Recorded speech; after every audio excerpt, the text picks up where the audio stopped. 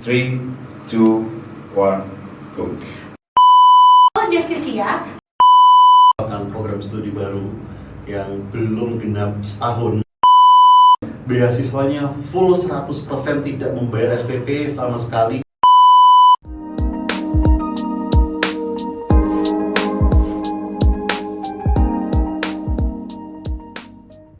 Assalamualaikum warahmatullahi wabarakatuh. Shalom, Om Swastiastu, Namo Buddhaya, dan salam kebajikan bagi kita semua. Halo Justisia, selamat datang kembali di podcast Soal Legal Fakultas Hukum UPN Veteran Jawa Timur.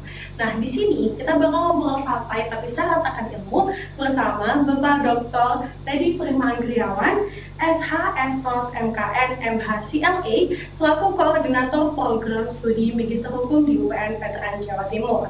Nah, teman-teman, pasti di sini kan penasaran kan tentang Magister Hukum di UPN Veteran Jawa Timur.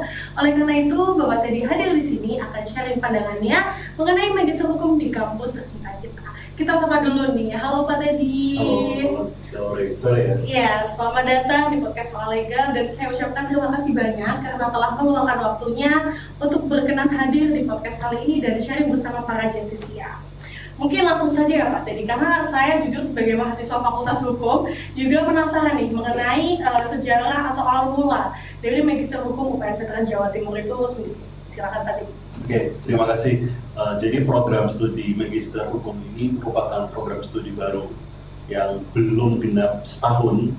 Nanti Desember kita baru masuk disnatalis yang pertama ya. Desember itu kita mendapatkan SK untuk pendirian Magister Hukum. Nah, awal mula berdirinya program studi Magister Hukum ini tentu diawali dengan tingginya peminat dari alumni yang menanyakan kapan nih UPN mau buka program studi Magister Hukum gitu. Nah, tentu itu menjadi kewajiban kami untuk memenuhi harapan-harapan dari alumni yang luar biasa antusias. Nah, dari situ kami menginisiasi untuk mendirikan program studi Magister Hukum. Itu awal mulanya. Itu awal mulanya, ya. Baik. Untuk keunggulan dari Magister Hukum di UPN Veteran Jawa Timur ini apa? Oke, ini sangat menarik sekali. Seperti saat kita mendirikan program studi untuk dari kementerian itu ditanyakan, apa sih yang membedakan Magister Hukum di UPN Veteran Jawa Timur ini dengan beberapa PTN yang ada tentunya. Nah, keunggulan dari Magister Hukum UPN Veteran Jawa Timur ini adalah kita tagline-nya universitas kita berbasis bela negara. Artinya apa? Bukan kita soal mengajarkan angkat senjata, bukan kita berbicara tentang hal-hal yang bersifatnya militerisasi, bukan. Tetapi ada nilai-nilai positif yang kita bisa adopsi dari bela negara itu, seperti kita mempunyai kepekaan sosial, kemudian tanggung jawab, kemudian disiplin, kemudian tepat waktu, tuntas dalam mengerjakan pekerjaan. Tentu kita mengetahui ya bahwa alumni UPN Veteran Jawa Timur ini dikenal di luar, di lingkungan kerja itu sebagai alumni yang tahan banting untuk hal-hal positif gitu ya. Karena mungkin Anda sudah terbiasa ya terkait dengan tugas yang diberikan, kemudian deadline yang serba mepet. Tapi itu sebetulnya adalah ciri khas atau kelebihan kita bahwa kita ini bisa dan mampu untuk berkompetisi di luar nantinya. Kita menyiapkan generasi-generasi yang itu tahan banting ya kalau bahasa Jawa bilang, yang kokoh, yang tangguh, yang tidak mudah menyerah dan terus optimis. Nah itu secara basic dulu. Tetapi ketika kita berbicara masalah kurikulum, keunggulan dari program studi Magister Hukum ini yang membedakan adalah kita memiliki 4 konsentrasi. Kalau di S1 itu kan kita konsentrasinya hanya perdata, pidana, internasional dan sebagainya. Tapi kalau di Magister Hukum ini kita ada hukum bisnis. Hukum bisnis ini pengembangan dari S1 itu ada perdata, kita kembangkan ke hukum bisnis. Kenapa? Karena kondisi saat ini, apalagi sejak pasar bebas dan sebagainya, kita memerlukan generasi-generasi atau lulusan legis yang mampu memiliki pemikiran inovatif. Kita tidak hanya berpikir tentang mampu menyelesaikan sengketa bisnis, tapi kita harus memiliki pemikiran-pemikiran inovatif yang itu nantinya bisa menyelesaikan permasalahan-permasalahan bisnis yang kita tidak bisa prediksi perkembangannya seperti apa. Apalagi COVID kemarin itu bagaimana sih perlindungan hukum terhadap investor, kemudian bagaimana kita memulihkan stabilitas perekonomian kita atau perusahaan. Nah tentunya dengan regulasi-regulasi yang dibuat oleh calon master-master hukum yang dilahirkan dari program studi Magister Hukum. Itu yang pertama tentang hukum bisnis. Yang kedua kita ada hukum kesehatan ya. Hukum kesehatan ini menjadi menarik salah satu mahasiswa kita itu ada dokter ya, sekolah di Magister Hukum. Nah itu menarik. Kenapa? Karena sekarang banyak dokter-dokter itu yang tertarik belajar hukum. Saya rasa bukan hanya dokter ya, tapi beberapa profesi yang di bidang hukum itu tertarik belajar tentang hukum, karena mungkin keilmuan hukum itu bisa menjadi proteksi untuk profesinya mereka gitu. Kemudian selain kesehatan kita ada kebijakan publik, tentu itu memenuhi kebutuhan pasar ya. Kita melihat saat ini banyak caleg-caleg atau banyak anak-anak muda yang ingin masuk dalam pemerintahan, yang ingin masuk dalam parlemen, untuk kita belajar mengenai hal-hal lain yang diatur dalam kebijakan publik itu seperti apa sih yang akan saya lakukan nanti untuk masyarakat melalui kebijakan-kebijakan yang kita keluarkan. Kemudian yang terakhir tentu ada peradilan pidana. Kalau di S1 kita belajar mengenai tentang konsentrasi pidana saja, maka di sini kita spesifikkan sama seperti bisnis tadi. Kita lebih kembangkan bahwa bagaimana penerapan peradilan pidana ini pada era saat ini. Nah, S2 dan S1 itu yang membedakan adalah kita lebih menganalisa. Jadi kita lebih fokus pada kasus, kita lebih fokus pada komparatif dan sebagainya. Nah ini yang tentu menjadi pembeda atau mungkin bisa nanti menjadi motivasi adik-adik ya. Apa sih alasan kita harus S2 gitu? Mungkin nanti akan kita bahas lagi. Oke. Dan setelah keunggulan yang telah disampaikan oleh Bapak Teddy sendiri, sangat menarik nih teman-teman untuk kita kulik lebih dalam. Tadi sempat di-mention juga nih tentang konsentrasinya juga udah apa aja gitu ya Pak ya. Lalu sekarang mengenai sistem pengajarannya Pak, untuk di Magister Hukum UPN Veteran Jawa Timur itu sendiri seperti apa? Oke, sistem pengajaran kami menawarkan ada beberapa kelas. Yang pertama kelas reguler. Kelas reguler itu yang diperuntukkan untuk adik-adik atau mahasiswa, calon mahasiswa yang ingin mengambil perkuliahan pada hari dan jam kerja seperti perkuliahan S1, misalnya Senin sampai Jumat jamnya jam kerja. Tetapi kalau kuliah S2 itu tentu berbeda dengan S1 karena SKS-nya tidak sebanyak di S1 gitu. Jadi lebih fleksibel, mungkin dalam seminggu hanya 2 atau 3 hari gitu. Kemudian kelas reguler sudah. Yang kedua kelas eksekutif. Kelas eksekutif ini kami buka untuk teman-teman yang mempunyai pekerjaan di jam kerja tetapi tidak bisa hadir di tempat, maka kami menawarkan sistem hybrid. Hybrid itu kita pelaksanaannya kita lakukan secara online dan offline tentunya, tapi akan didominasi untuk offline. Tapi pelaksanaannya itu tentu sesuai dengan kebutuhan dari teman-teman. Biasanya kelas eksekutif ini kami lakukan di hari Jumat dan Sabtu. Karena itu tentu yang kalau hari Sabtu bandingnya libur ya, jadi kita adakan kuliah eksekutif. Kemudian yang ketiga, kelas riset. Kelas riset ini sangat menarik sekali. Kenapa? Karena kelas riset ini adik-adik hanya kuliah 6 bulan saja untuk teorinya. Jadi cukup masuk di kelas dengan kelas reguler dan di hari efektif hanya 6 bulan saja. Apa yang membedakan dengan yang lainnya? Kelas riset ini memiliki kewajiban melakukan publikasi di setiap semesternya dengan ketentuan SINTA yang bereputasi tentunya atau internasional bereputasi di semester 1, semester 2, semester 3, dan terakhir semester 4. Semester 1, 2, dan 3 adik-adik diberikan kebebasan untuk melakukan publikasi dengan tema yang diminati. Boleh pidana, boleh perdata, pokoknya tidak harus sesuai dengan konsentrasi yang diambil. Nah di semester 4 baru kelas riset tadi itu melakukan publikasi sesuai dengan konsentrasi tesis atau riset yang akan diambil. Tapi teorinya yang bersangkutan hanya kuliah 1 semester saja 6 bulan. Sisanya fokus pada riset dan publikasi. Oke. Kemudian satu kelas lagi yaitu tadi eksekutif sudah, reguler sudah, kemudian riset sudah, dan yang terakhir RPL. Tapi RPL ini belum kita terapkan.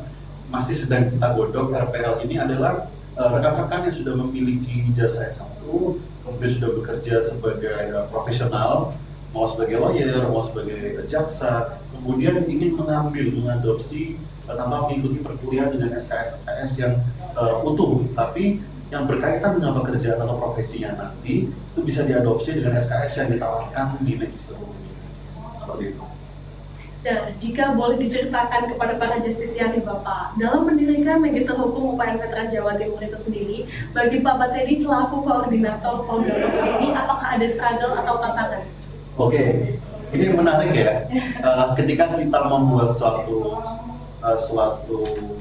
hal baru, tentu yang pertama kali kita ingin tonjolkan adalah bagaimana kita membangun trust dulu. Kepercayaan publik itu nomor satu. Karena kita menawarkan jasa pendidikan, kita memberikan suatu wadah yang itu wadah ilmiah, wadah akademik, tentu kita harus mendapatkan kepercayaan dulu. Itu yang harus kita bangun. Satu tahun yang akan bulat pada bulan Desember nanti, program studi Magister Hukum ini alhamdulillah sudah berhasil memberikan banyak perkembangan yang signifikan. Yang pertama adalah ketika 2 bulan berdiri, mahasiswa kami sudah memiliki prestasi tingkat nasional juara Mahkamah Agung karya tulis ilmiah. Kemudian ada 1 mahasiswa juga yang terlibat dalam lomba internasional. Kemudian ada beberapa mahasiswa kami, bukan beberapa, malah hampir semua. Jadi dari 22 itu 19 diantaranya sudah melakukan publikasi ilmiah di setiap semesternya, membuat jurnal, meskipun itu tidak kami wajibkan. Tetapi mungkin karena menariknya kuliah S2 di Magister Hukum UPN ini, kita mengemasnya tidak hanya teoritis atau pengajaran satu arah, tetapi kita melihat karena didominasi oleh pekerja-pekerja. Nah, sesi itu hidup justru dari mahasiswanya sendiri. Mereka saling share, saya ada permasalahan seperti ini terkait dengan topik hari ini di tempat kerja saya. Nah, mereka saling diskusi dikaitkan dengan materi yang kita paparkan, yang kita diskusikan di kelas pada pertemuan kali itu sesuai dengan RPS yang sudah ditentukan. Jadi akhirnya kami semua berpikir, kami diskusi, daripada kita hanya berdiskusi tidak ada hasilnya, bagaimana kalau ini kita jadikan publikasi, kita riset. Dan itu alhamdulillah, dan itu terlaksana karena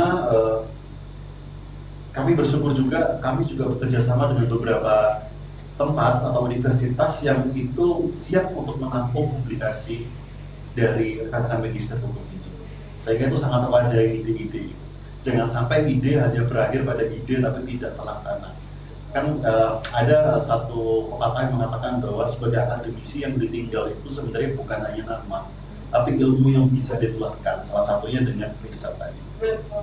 Nah, semenjak Magister Hukum UPN PTN Jawa Timur ini berdiri, apakah sudah bekerja sama dengan perusahaan atau instansi? Jika ada, itu di mana saja? Oke, terima kasih. Seperti yang saya sampaikan sebelumnya tadi, sebagai pengantar, kita sudah untuk menunjang kegiatan akademik tentunya. Pertama, penunjang kegiatan akademik itu, kami sudah bekerja sama dengan berbagai universitas dan program studi Magister Hukum, kemudian serta penerbit-penerbit jurnal yang siap untuk mendukung pendidikan atau program-program yang dikembangkan dari program studi Magister Hukum. Mulai dari publisher jurnal, kemudian Magister yang tidak hanya di universitas di Jawa Timur saja, tapi kami sudah sampai ke wilayah-wilayah lain di luar provinsi. Kemudian yang kedua, untuk promosi dan daya tarik mahasiswa baru, kami bekerja sama mulai dari BUMN, perusahaan swasta, organisasi pengacara, kemudian notaris juga sudah terlaksana semua, sampai pada alumni-alumni, ikatan alumni yang itu kita sudah gandeng juga untuk terlibat. Karena saya mau sekaligus promosi di sini, rekan-rekan, untuk alumni yang baru lulus periode 1 tahun. Jadi misalnya 1 tahun setelah lulus itu masih bisa memiliki kesempatan untuk mengajukan beasiswa. Beasiswanya berapa persen? Macam-macam. Ada 50% sampai dengan 100%. Nanti syaratnya akan saya bahas pada sesi akhir. Boleh. Lumayan sekali loh itu teman-teman beasiswanya ya Pak. Ya. Lalu menurut Bapak Teddy sendiri, apa sih Pak sebenarnya urgensi bagi seseorang yang sudah selesai menempuh pendidikan strata 1 atau S1, lalu kembali menempuh pendidikan yang dalam hal ini adalah pendidikan Magister? Oke, ini menarik ya. Banyak dari alumni-alumni atau bimbingan saya yang sudah mau lulus itu mengatakan, Pak, saya masih diambang kegalauan antara kuliah atau bekerja. Ya.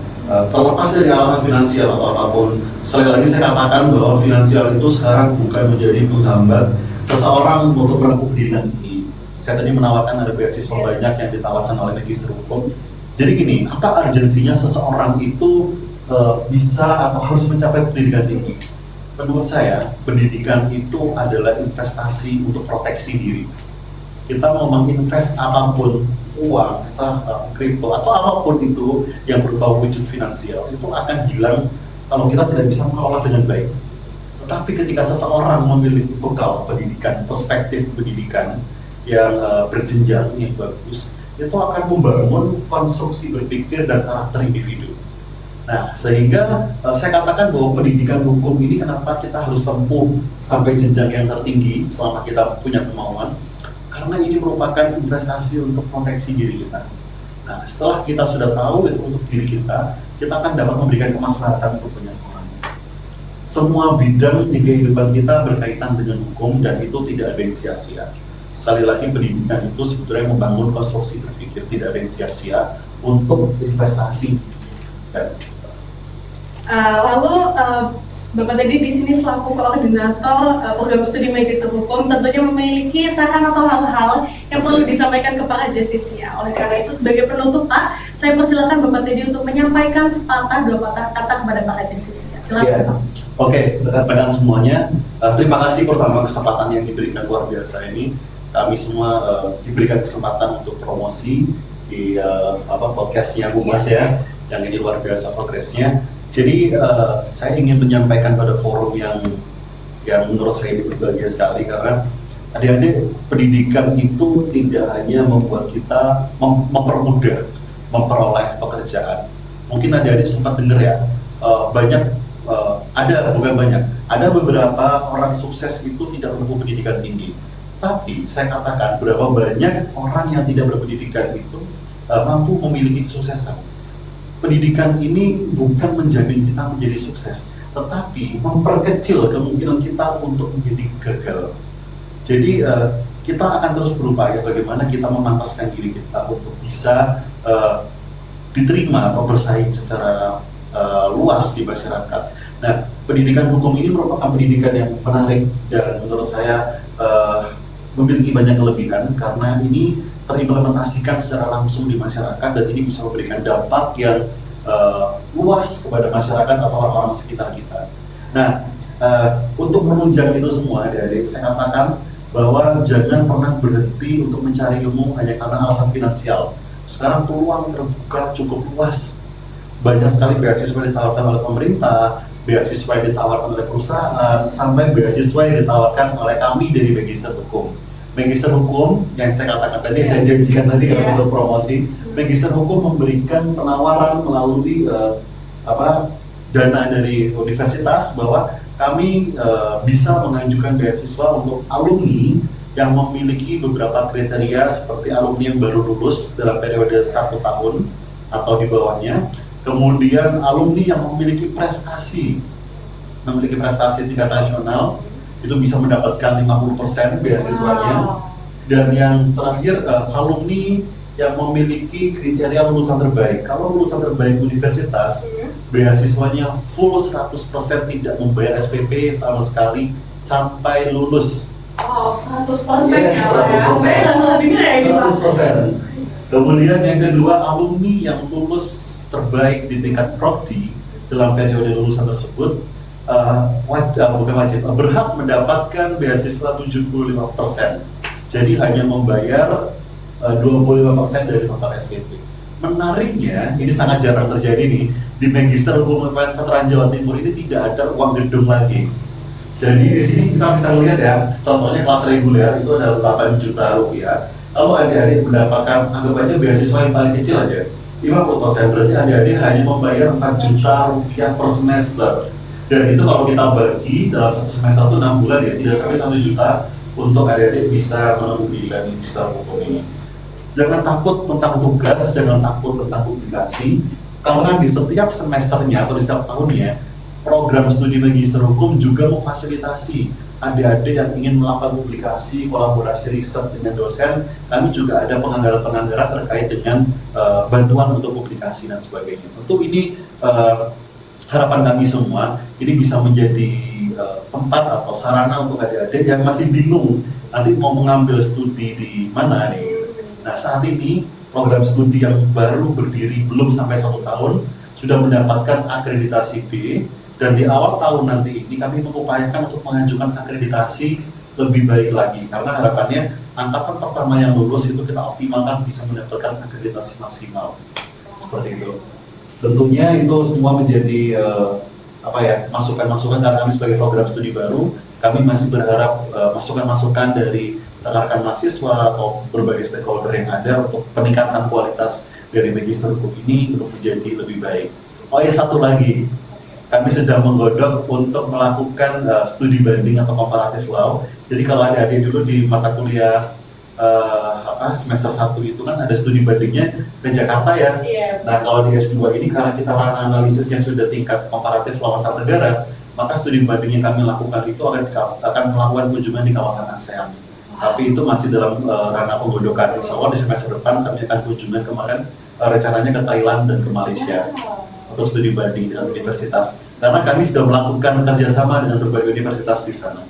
Sangat menarik ya Yes. Pak ya. Baik, kita sudah sampai di closing ya Pak ya. Saya ucapkan terima kasih banyak Terima kepada kasih, Bapak terima Teddy kasih. selaku koordinator program studi Magister Hukum UPN Veteran Jawa Timur. Saya ucapkan terima kasih karena telah meluangkan waktu untuk berkenan hadir di sini dan sharing bersama para Justisia.